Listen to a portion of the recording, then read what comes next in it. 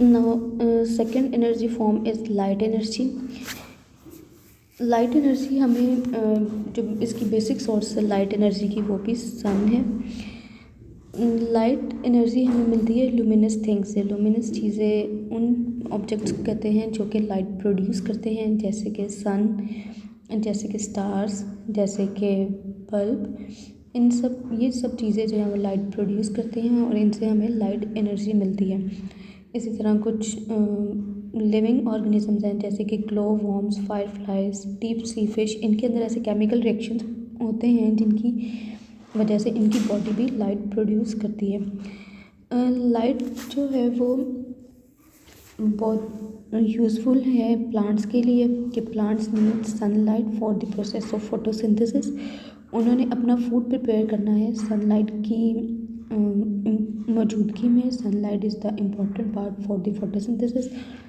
और अगर फोटोसिंथेसिस नहीं होगी, प्लांट अपना फूड प्रिपेयर नहीं करेंगे, तो ultimately all living organisms in this world would die. फिर हमें भी लाइट जो है वो चाहिए है देखने के लिए। अगर लाइट नहीं होगी तो हम देख नहीं पाएंगे। लेकिन लाइट एनर्जी, ये देखिए कि अगर थंडर स्टॉर्म हो या ये लाइटनिंग हो तो इससे हमें आइडिया होता है कि ये जो लाइट एनर्जी है ये बहुत पावरफुल है, और अगर इसको प्रॉपर वे से स्टोर किया जाए तो ये बहुत सी यूज़फुल कामों में या बहुत सी energy production on vast level पे ये एनर्जी यूज़ की जा सकती है अगर इसको प्रॉपरली स्टोर किया जा सके तो। Next form of energy is sound energy. Sound is created when an object vibrates. जब भी कोई ऑब्जेक्ट वाइब्रेट होता है तो उसकी वाइब्रेशन से एयर मॉलिक्यूल्स इर्द गिर्द जो हैं वो ट्रैवल करना स्टार्ट करते हैं, और उन एयर मॉलिक्यूल्स को हम रिसीव करते हैं एज ए साउंड। साउंड इस टाइप की एनर्जी है जिसको हम सुन सकते हैं। साउंड प्रोड्यूस होती है जब चीज़ें वाइब्रेट करती हैं। Sound travel in waves. और अगर एयर में कोई ऑब्जेक्ट वाइब्रेट करे तो उसकी वाइब्रेशन से एयर मॉलिक्यूल्स आपस में कोलाइड करते हैं, ट्रैवल करते हैं, और हमें वो एनर्जी सुनाई देती है एज ए साउंड। साउंड जो है वॉल्यूम है, या तो वो हाई भी हो सकता है, वो लो भी हो सकता है, और अगर बहुत ज़्यादा लाउड साउंड हो तो उससे हमारी हेयरिंग भी अफेक्ट होती है। Next form of energy is potential energy. Potential energy is the stored form of energy when the object is at rest. किसी भी ऑब्जेक्ट अगर कोई अपनी रेस्टिंग पोजीशन में है और उसके अंदर जो एनर्जी स्टोर्ड फॉर्म में है उसको हम कहते हैं पोटेंशियल एनर्जी। पोटेंशियल एनर्जी ये देखिए, आपको इन्होंने यहाँ पे बैलून की एग्जांपल दी है कि अगर जो है वो बैलून है उसके अंदर एक एनर्जी स्टोर्ड है तो वो पोटेंशियल एनर्जी है। अगर उन्होंने बैलून को खोल दिया, उसमें से एयर निकल गई और बैलून ने मूव करना स्टार्ट कर दिया, तो वो जो उसकी मूविंग एनर्जी थी वो काइनेटिक एनर्जी थी। तो अगर कोई भी एनर्जी, कोई भी बॉडी, कोई भी चीज़ अगर अपनी रेस्टिंग पोजीशन में है और उसके अंदर एनर्जी स्टोर्ड है तो that is potential energy. Potential energy की 2 टाइप्स हैं। एक है gravitational potential energy. First one is gravitational potential energy. Gravitational potential energy वो एनर्जी है अगर हम किसी भी ऑब्जेक्ट को एक वर्टिकल पोजीशन में रखें, उसको एक हाइट पे रखें, तो ग्रेविटी उसके ऊपर वर्क करती है और उसको अपनी जानिब खींचती है। ग्रेविटी का हमें पता है कि वो अर्थ की वो फोर्स है जो तमाम चीज़ों को अपनी जानिब खींचती है, अर्थ की जानिब खींचती है, उसको हम कहते हैं ग्रेविटी। और अगर कोई भी ऑब्जेक्ट वर्टिकल पोजीशन में हो तो ग्रेविटी उसके ऊपर एक्ट करेगी, उसको अपनी जानिब खींचेगी, तो उसको हम कहते हैं gravitational potential energy. Gravitational potential energy depend करती है हाइट पे और मास पे। जितना ऑब्जेक्ट हायर होगा, हैवियर होगा, उतनी उसमें पोटेंशियल एनर्जी ज़्यादा होगी। जितना वो हायर होगा अबव ग्राउंड, ग्राउंड से जितना हायर होगा उसमें उतनी ज़्यादा पोटेंशियल एनर्जी होगी।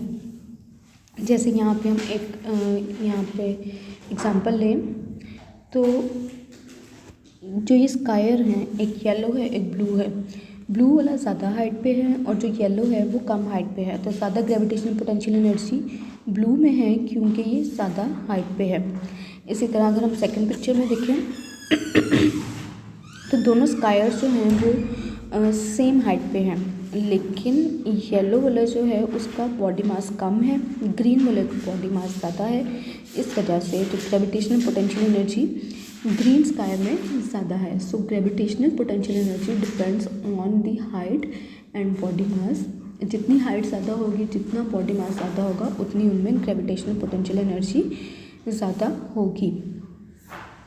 Now second form of potential energy is elastic potential energy. Elastic potential energy उन ऑब्जेक्ट्स में स्टोर होती है जिनको या तो हम स्ट्रेच कर सकते हैं या कंप्रेस कर सकते हैं। जिन ऑब्जेक्ट्स में इलास्टिसिटी होती है, जिनको हम या तो खींच सकते हैं या कंप्रेस कर सकते हैं, उनके अंदर इलास्टिक पोटेंशियल एनर्जी स्टोर होती है, जैसे कि रबर बैंड्स, जैसे कि बंजी कॉर्ड्स या स्प्रिंग्स, जिनको हम स्ट्रेच या कंप्रेस कर सकते हैं, उनके अंदर इलास्टिक पोटेंशियल एनर्जी स्टोर होती है। यहाँ पे आप डायग्राम से देखें कि जब ये ऑब्जेक्ट स्टैटिक था या इसको हमने कंप्रेस किया तो इसके अंदर पोटेंशियल एनर्जी थी। इस पोटेंशियल एनर्जी को हम क्या कहते हैं? इलास्टिक पोटेंशियल एनर्जी, क्योंकि इस ऑब्जेक्ट को हम या स्ट्रेच भी कर सकते हैं और इसको कंप्रेस भी कर सकते हैं। Now another form of energy is kinetic energy. अगर potential energy stored form of energy है, अगर कोई ऑब्जेक्ट रेस्ट पे है और पोटेंशियल एनर्जी हम कहते हैं कि स्टोर्ड फॉर्म ऑफ एनर्जी है, तो kinetic energy is called movement energy. किसी भी ऑब्जेक्ट के मूव करने में जो एनर्जी रिलीज़ होती है या उस एनर्जी से अगर ऑब्जेक्ट मूव करता है तो उसको हम कहते हैं kinetic energy. It is the energy that something has because it is moving. किसी भी ऑब्जेक्ट अगर वो मूव कर रहा है और उसमें जो एनर्जी है वो काइनेटिक एनर्जी है। Potential energy is the stored form of energy and kinetic energy is the movement energy. जितना ऑब्जेक्ट तेज़ी से मूव करता है उतनी उसके अंदर काइनेटिक एनर्जी ज़्यादा है। यहाँ पे आप पोटेंशियल एनर्जी काइनेटिक एनर्जी का डिफरेंस देखें। एक एप्पल है और एक ट्री है और उसके ऊपर जो डिफरेंट एप्पल्स लगे हुए हैं। एप्पल जो है अपनी रेस्टिंग स्टेट में है, वो ट्रीज़ के साथ अटैच हैं, तो उनके अंदर कौन सी एनर्जी स्टोर है? Potential energy.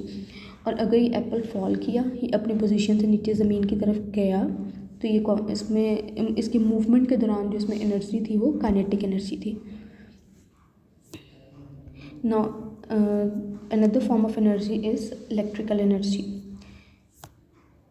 इलेक्ट्रिकल एनर्जी को हम डिफ़ाइन कर सकते हैं the movement of electrons in a conductor. Opposite charges, negative और पॉजिटिव चार्जेस के मूवमेंट से जो एनर्जी प्रोड्यूस होती है उसको हम कहते हैं इलेक्ट्रिकल एनर्जी। और इलेक्ट्रिकल एनर्जी मूव करती है कंडक्टर्स में। कंडक्टर हम कहते हैं उन तमाम चीज़ों को जिनमें इलेक्ट्रिसिटी मूव कर से। सो नेगेटिव और पॉजिटिव चार्जेस की मूवमेंट से कंडक्टर में जो एनर्जी प्रोड्यूस होती है उसको हम कहते हैं इलेक्ट्रिकल एनर्जी। जितनी तेज़ी से वो चार्जेस, जो पॉजिटिव और नेगेटिव चार्जेस हैं, वो जितनी तेज़ी से मूव करेंगे उतनी स्पीड से इलेक्ट्रिकल एनर्जी प्रोड्यूस होगी। इलेक्ट्रिकल एनर्जी बहुत यूज़फुल है, इससे हम बैटरीज़ में यूज़ करते हैं या जितने भी हमारे इलेक्ट्रिकल इक्विपमेंट्स हैं उन सब में इलेक्ट्रिकल एनर्जी से ही वो काम करते हैं। और इससे जो एनर्जी प्रोड्यूस होती है चार्जेस के मूवमेंट्स, उसे कहते हैं इलेक्ट्रिसिटी या इलेक्ट्रिकल एनर्जी प्रोड्यूस होती है पावर स्टेशंस में। इसके अलावा टरबाइंस हैं, जब किसी फोर्स से या पावर से उनको मूव किया जाता है, जैसे कि हीट एनर्जी से, विंड से या मूविंग वाटर की एनर्जी से, जब टरबाइंस को बहुत स्पीड से मूव किया जाता है तो इलेक्ट्रिकल एनर्जी प्रोड्यूस होती है। इसके अलावा जनरेटर्स हैं जो कि मूविंग एनर्जी को इलेक्ट्रिकल एनर्जी में कन्वर्ट करते हैं और देन पावर स्टेशंस में वो एनर्जी स्टोर हो जाती है और फिर वायर्स के थ्रू वो एनर्जी हमारे घरों तक पहुंचती है और उसको फिर हम अपने डिफरेंट टास्क में यूज़ करते हैं। Next form of energy is chemical energy. Chemical, हमें पता है कि हमारी जो भी कोई चीज़ें हैं उनका स्मॉलेस्ट यूनिट एटम है और एक एटम दूसरे एटम के साथ कनेक्ट है। लाजमी बात है कि अगर वो दोनों आपस में कनेक्ट हैं तो उनके दरमियान में कोई बॉन्ड्स होंगे, कोई लिंक होगा। तो उन लिंक में जो एनर्जी स्टोर्ड होती है उसको हम कहते हैं केमिकल एनर्जी। अब ये केमिकल एनर्जी अगर स्टोर्ड फॉर्म में है तो ये भी पोटेंशियल एनर्जी की टाइप है। जब भी कोई केमिकल रिएक्शन होता है तो उसके नतीजे में वो जब बॉन्ड्स ब्रेक होते हैं, जब वो टूटते हैं तो एक एनर्जी रिलीज़ होती है क्योंकि वो उन बॉन्ड्स में स्टोर थी। जब भी कोई केमिकल रिएक्शन हुआ तो वो बॉन्ड्स ब्रेक हुए और उनके ब्रेक होने से जो एनर्जी फॉर्म हुई वो है केमिकल एनर्जी। केमिकल एनर्जी अब फूड से भी हमें मिलती है।